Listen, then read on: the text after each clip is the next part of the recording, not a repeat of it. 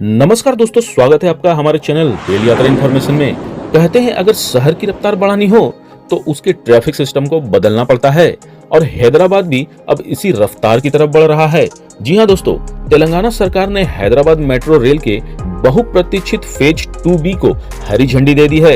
तो चलिए आज के वीडियो में जानते हैं इस मेट्रो प्रोजेक्ट से जुड़ी हर जरूरी और रोचक जानकारी जो आपके सफर को आसान और हैदराबाद को और भी स्मार्ट बनाने जा रही है। इससे पहले मैं कुछ कहना चाहता हूं दोस्तों, मैं बहुत ही कड़ी मेहनत करके आपके लिए भारतीय रेलवे से जुड़ी लेटेस्ट खबरें और जानकारियां लाता हूं।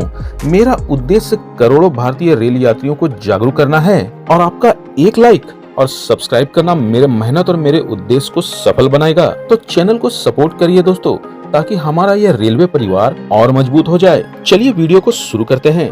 तेलंगाना सरकार ने हाल ही में 19,579 करोड़ रुपए की लागत वाले Hyderabad metro rail phase 2B को मंजूरी दे दी है। इस प्रोजेक्ट के तहत 86 किलोमीटर लंबे 3 नए मेट्रो कॉरिडोर बनाए जाएंगे। यह project Hyderabad airport metro limited HAML द्वारा केंद्र सरकार के साथ 50-50 के संयुक्त उद्यम यानी जॉइंट वेंचर मॉडल में तैयार किया जाएगा। आइए आपको बताते हैं कि फेज 2B में कौन कौन से मेट्रो रूट शामिल होंगे। Corridor 9 Rajiv Gandhi international airport RGIS future city कौशल विश्वविद्यालय तक, जिसकी दूरी 39 किलोमीटर होगी। कॉरिडोर 10 JBS यानी जुबली बस स्टेशन से मेडचल तक, जिसकी दूरी 24 किलोमीटर होगी। कॉरिडोर 11 JBS से समीरपेट तक, जिसकी कुल दूरी 22 किलोमीटर होगी। इस विस्तार से हैदराबाद के हवाई अड्डे से शहर के कोने कोने तक सीधा और तेज कनेक्शन मिलेगा। अब बात करते हैं इस प्रोजेक्ट की फंडिंग की, जो अपने आप में काफी दिलचस्प है। इस पूरे प्रोजेक्ट में तेलंगाना सरकार का हिस्सा 5,874 करोड़ रुपए यानी 30% है। केंद्र सरकार का हिस्सा 3,254 करोड़ यानी 18% है। विदेशी एजेंसियों से जो लोन लिया गया है वो लगभग 9,398 करोड़ रुपए का है, यानी इसकी हिस्सेदारी 48% तक है। और बाकी PPP मॉडल यानी प्राइवेट इन्वेस्टमेंट से 783 करोड़ रुपए जुटाए जाएंगे, जिसकी हिस्सेदारी 4% होगी। इस तरह सरकार और प्राइवेट कंपनियों के साथ मिलकर यह प्रोजेक्ट तेजी से आगे बढ़ेगा। इतना ही नहीं, सरकार ने पहले ही फेज 2A का प्रस्ताव भी केंद्र सरकार को भेज दिया है। इस फेज में 5 नए मेट्रो कॉरिडोर होंगे, जिसकी कुल लंबाई 76 किलोमीटर के आसपास होगी और खर्च होगा लगभग 24,270 करोड़ रुपए। इन 5 कॉरिडोर में शामिल है नागोले से शमशाबाद एयरपोर्ट तक, जिसकी लंबाई 36 किलोमीटर होगी।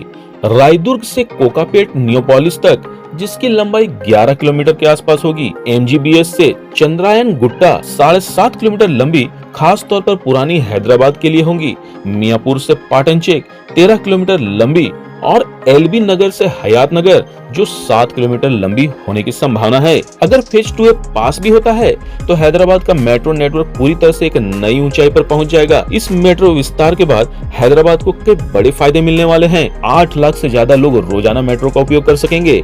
ट्रैफिक जाम से राहत मिलेगी। एयरपोर्ट से शहर के विभिन्न हिस्सों तक सीधी और फास्ट कनेक्टिविटी मिलेगी। मैं आपको बता दूं दोस्तों, मेट्रो के हर एक किलोमीटर को बनाने की औसत लागत करीब 318 करोड़ रुपए होंगी।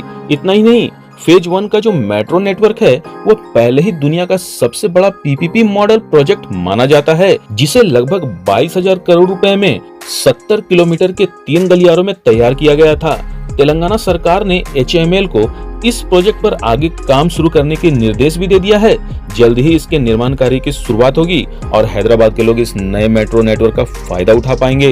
दोस्तों, हैदराबाद मेट्रो का ये नया विस्तार वाकई में शहर की लाइफलाइन बनने जा रहा है। इससे आने वाले समय में न सिर्फ सफर आसान होगा बल्कि प्रदूषण में भी भारी कमी आएगी। तो दोस्तों, अगर आपको यह वीडियो पसंद आया हो तो लाइक जरूर करें, अपने दोस्तों के साथ शेयर करें और हमारे चैनल को सब्सक्राइब करना ना भूलें। क्या आप भी हैदराबाद की इस मेट्रो रूट का इंतजार कर रहे हैं? हमें कमेंट में जरूर बताइएगा। मिलते हैं अगले वीडियो में, तब तक के लिए शुभ यात्रा।